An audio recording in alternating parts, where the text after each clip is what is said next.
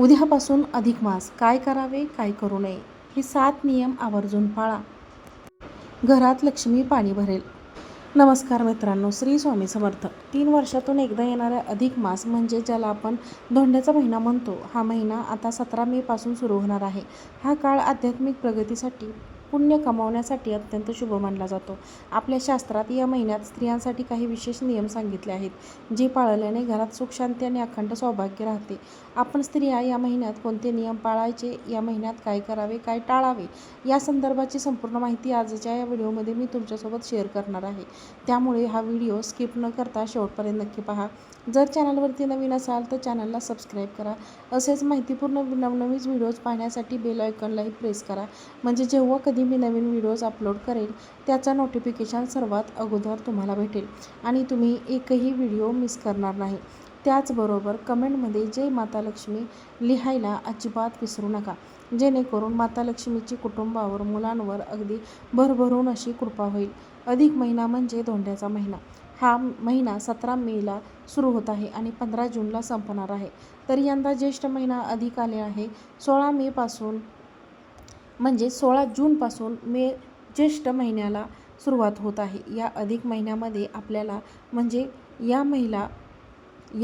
ज्या घराची लक्ष्मी असते, जी महिला ज्या घराची लक्ष्मी असते त्यांनी काही नियमाचे पाळायचे असतात. त्यामध्ये सर्वात जो नियम पहिला आहे तो म्हणजे अधिक मासात दररोज सूर्योदयापूर्वी स्नान करावे. स्नानाच्या पाण्यात थोडे तीळ टाकून शुभ मानले जाते आणि तसे स्नान करावे. स्नानानंतर सूर्याला अर्घ्य देऊन दिवसाची सुरुवात करा. दुसरा नियम म्हणजे या संपूर्ण महिन्याची घरासमोर आणि तुळशीपाशी तुपाचा दिवा अखंड ठेवा. देव्हाऱ्यात हा दिवा ठेवताना जास्तीत जास्त तुपाचा ठेवा. अखंड दिवा शक्य नसेल तर दररोज सकाळ संध्याकाळ उंबरठ्यावर आणि तुळशीजवळ दिवा नक्की लावा. तिसरा नियम, या महिन्यात अधिक मास म्हणजे पुरुषोत्तम मास. या महिन्यात पोथीचे वाचन करावे. जर वाचन शक्य नसेल तर घरातील मोठ्यांकडून वाण करावी, त्यामुळे मानसिक शांतता मिळते. अधिक मासाचे सर्वात महत्त्वाचे म्हणजे वाण देणे. या महिन्यात तांब्याच्या, पितळेच्या वस्तू किंवा 33 अनारसे ठेवून हे वाण देऊ शकता. जावयाला किंवा ब्राह्मणाला वाण द्यावे. स्त्रियांनी आपले लेक जावयाला मानपान नक्की करा. 5वा नियम म्हणजे या महिन्यात कांदा, लसूण, मांसाहार टाळा. शक्य असल्यास दिवसातून एक वेळ जेवण करा. शरीर आणि मन दोन्ही शुद्ध राहते. या महिन्यात काय टाळावे? अधिक महिन्यात मंगलकार्य टाळावे. कोणाची निंदा करू नये. रागावर नियंत्रण ठेवा. कोणाचेही मन दुखावले असेल असे बोलू नये. या महिन्यामध्ये महिनाभर स्त्रियांनी मनातल्या मनात ओम नमो भगवते वासुदेवाय नमः या मंत्राचा जप करा.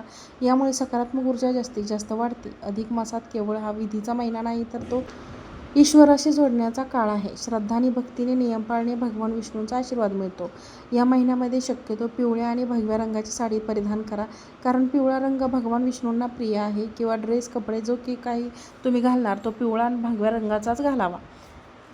अधिक मासात विष्णूच्या उपासनेचा काळ. या काळात जुनी झिजलेली जोडवी बदलताना जोडवी नवीन परिधान करणे हे सौभाग्याचे लक्षण मानले जाते. यामुळे पतीचे आयुष्य वाढते आणि वैवाहिक जीवनात समृद्धी येते. वर्षभर जोडवी वापरल्याने त्यावर बाह्य वातावरणाचा निदर्शनामुळे नकारात्मक प्रभाव पडू शकतो. नवीन जोडवी नवीन ऊर्जा आणि चैतन्य घेऊन येते. त्यामुळे या महिन्यामध्ये जोडवी बदलताना हे नवीन बदलावीत, नवीन घालावीत. अनेक स्त्रिया या महिन्यात जोडवी काढून ते दान करतात किंवा नवीन जोडवी घेऊन देवाची पूजा करतात. तिथे या महिन्याचं महत्त्व खूप आहे. अनेक जण वाण म्हणून याचा विचार करतात. दान द्यावीत. जोडवी बदलताना कोणत्या चुका अजिबात करायच्या नाहीत, लक्षात ठेवा. जुनी जोडवी काढल्यानंतर नवीन जोडवी घालेपर्यंत पायाचे बोट कधीही रिकामे ठेवू नका. जुनी जोडवी काढण्यापूर्वी बोटात एक काळा धागा किंवा गवत बांधा आणि मगच नवीन जोडवी घाला. स्वतः वापरलेली जुनी जोडवी कधीही आपल्या मैत्रिणीला किंवा ओळखीच्या व्यक्तीला वापरण्यास देऊ नका. ते सोनाराला द्यावी किंवा विसर्जित करावी. दुसऱ्याची वापरलेली जोडवी स्वतःच्या पायात घालू नका. यामुळे दुसऱ्याची नकारात्मकता आपल्याकडे येऊ शकते.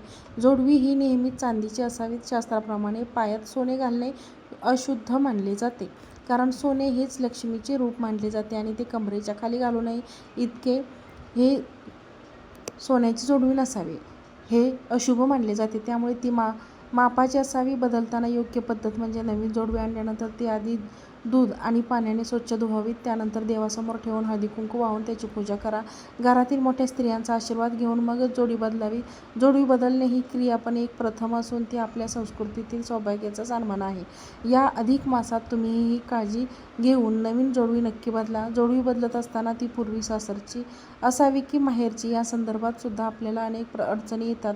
नेमकं जोडवी जे आहे ते कुठे बदलावी, सासरी बदलावी की माहेरी बदलावी?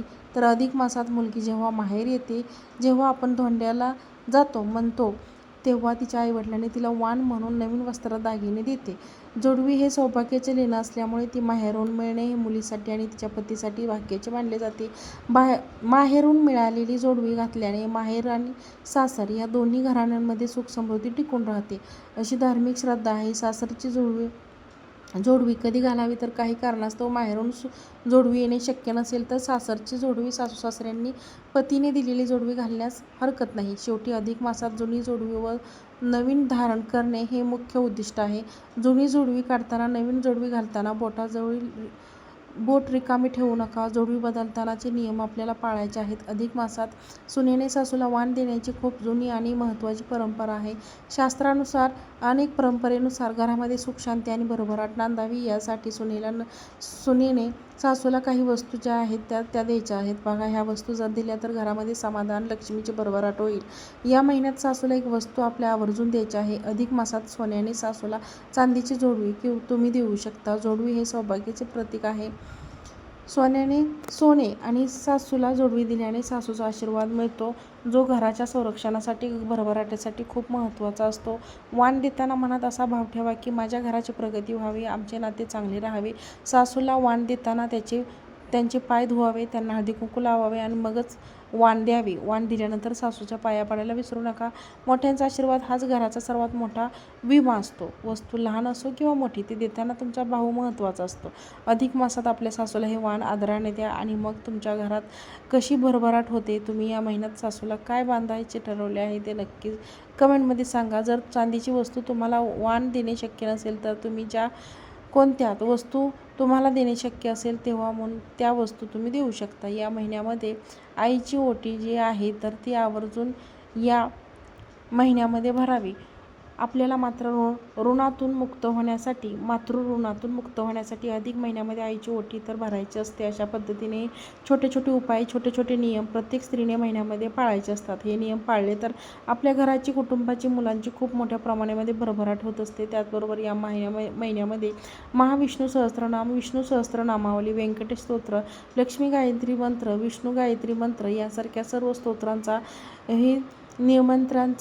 मंत्रांचा आवर्जून पठण करा. ज्यावेळेस तुम्ही पठण कराल त्यावेळेस तुम्हाला नक्कीच याचा अनुभव येईल. घरातील सर्व ज्या काही वाईट शक्तींना, जी काही नकारात्मकता आहे ती संपेल आणि घरामध्ये सुख शांती समृद्धी कायमची येईल. असे काही नियम आहेत. आणि बघा, संपूर्ण वर्ष आपलं किती सुखाचं आणि समाधानाचं जाईल. जर तुम्हाला हा व्हिडिओ आवडला असेल तर व्हिडिओला लाईक करा, चॅनलला सबस्क्राईब करा आणि हा व्हिडिओ जास्तीत जास्त लोकांना शेअर करा. आजचा व्हिडिओ पाहिल्याबद्दल खूप खूप धन्यवाद. श्री स्वामी समर्थ.